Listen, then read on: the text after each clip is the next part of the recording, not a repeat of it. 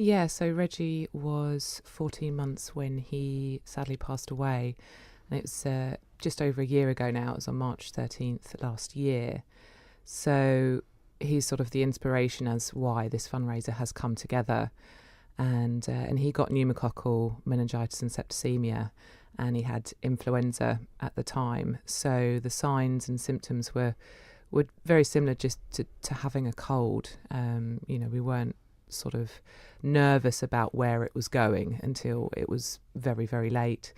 And he was just adorable. Obviously, I'm biased. He was my baby, but he was just amazing. Wasn't a cry baby. He was just perfect. Didn't sleep very well, but other than that, he was perfect. So this year, must have just been, well, I can't even imagine what it's been like for you, Chantal, but you really have thrown yourself into raising awareness and also raising money for meningitis. How has that supported you and your family during this time? Yeah, it gives you something to focus on. It gives you a priority and it gives you a motivation. Reggie's our only child, so when you don't have any other sort of children to look after, I don't know what's that like, because I don't, but you're completely lost. There's no priority in life. So I understand now why so many parents kind of throw themselves into these fundraising things or creating charities and stuff. And I didn't want to start a new charity. I just wanted to kind of push forward with raising awareness of meningitis, because I just don't think there's enough out there for families and friends. It's not just children that get affected by it. It's anyone from any denomination all over the world. And that's the thing. I think we do talk about it more probably nowadays than we used to. We're quite used to hearing about it, but I wonder how many of us really actually know what we're looking for. Yeah, exactly. Back in the day, in the late 90s, they did a push for meningitis, and that's when one of the first vaccines came out. And it was all about doing the glass test and watching the rash and making sure it blanches. That's still good information. A rash is still one of the signs and symptoms. However, a rash may not appear at all, or it would be one of the last signs to appear. And so it's not about, don't ignore that information, but don't wait for a rash. Don't trust your instincts. And there are plenty of information on the meningitisnow.org website, and it does list all the signs and symptoms, and they go from having a fever to dislike to bright lights, migraines, headaches. And obviously a baby can't tell you that they've got a headache and stuff, but you can pick up the signs and just trust your instincts. And how were you dealt with by the medical professionals? Since now or during? Well, during that whole period. They've been fantastic, and I can't knock the NHS over in the UK. They are amazing. They knew exactly what they were dealing with as soon as we turned up at the hospital. He only developed a rash once we were at the hospital, they instantly went into action, and they've been amazing since. Well, they sent you a card, didn't they, for his birthday? And yeah, they have been in regular contact with me. They've sent a card on his birthday. They sent a anniversary card on when he passed, just to kind of wish as well, and that they're thinking of us. And we did invite them up to the funeral service as well, and about 4 or 5 of them came along. And it's a hard one. It's a hard one to accept, and every parent wants to blame someone, but I don't hold blame on them. Vicki, we're talking about how important it is for the family, really, after something like this happens, to have a focus. And I think it's fair to say that everybody has thrown themselves into the fundraising and raising awareness. How has this helped you in dealing with Reggie? Yeah, it was a really tough time anyway, because Chantal and I had only lost our mum the year before. Reggie did his usual and was very laid back and was very late. So unfortunately our mum didn't actually get to meet him. But she knew, Chantal was pregnant. So that was hard. So we were still dealing with that. And then obviously it happened to Reggie. And it was kind of like everybody's world just totally fell apart. And, since we lost our mum, we've been the closest I think we've ever been in our whole life, because there is quite a big age gap between my sister and I. You wouldn't notice. No. No, they always think she's the oldest. But yeah, and we've just, there is just literally her and I now. And we just supported each other through the whole of it. You know, I felt, you know, at the time, you know, it wasn't my loss, but it was my loss.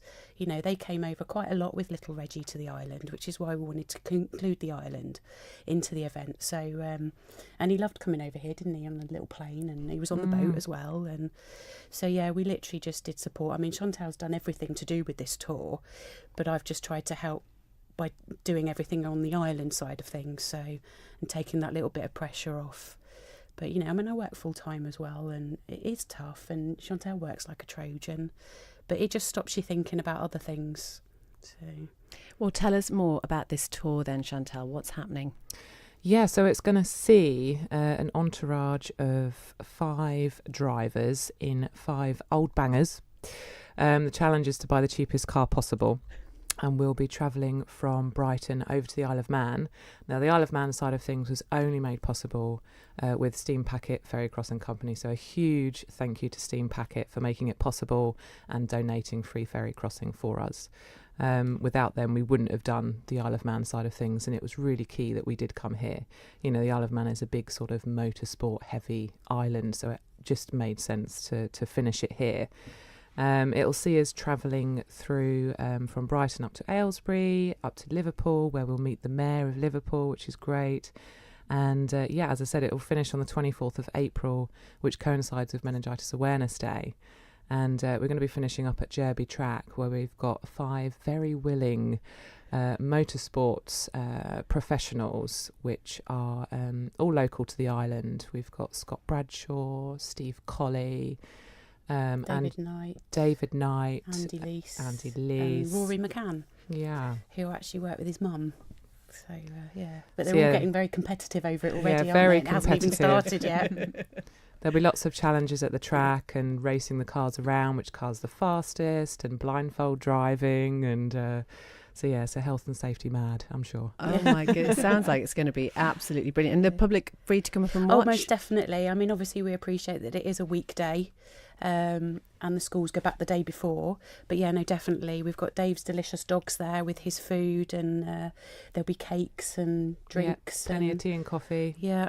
Definitely come up. It's just going to be a fun day, really, and we just want to try and fill it with as many things. We're trying to organise some other things that we won't say about because it's not actually confirmed yet, but we are trying to get some other things up there to fill the day out a bit more as well. Yeah, and a couple of big names that we're talking with. So again, we don't want to say who they are, but it'd be nice if they confirm, and then we can let you guys know. You can have the exclusive. Oh, yeah. Really look forward to that. Well, this is all to raise money and awareness, and I'm delighted that Lynsey Harris is with us this afternoon as well, because Lynsey, you've got your very own personal experience of meningitis. Tell us what happened. Yeah, I had viral meningitis back in 2005.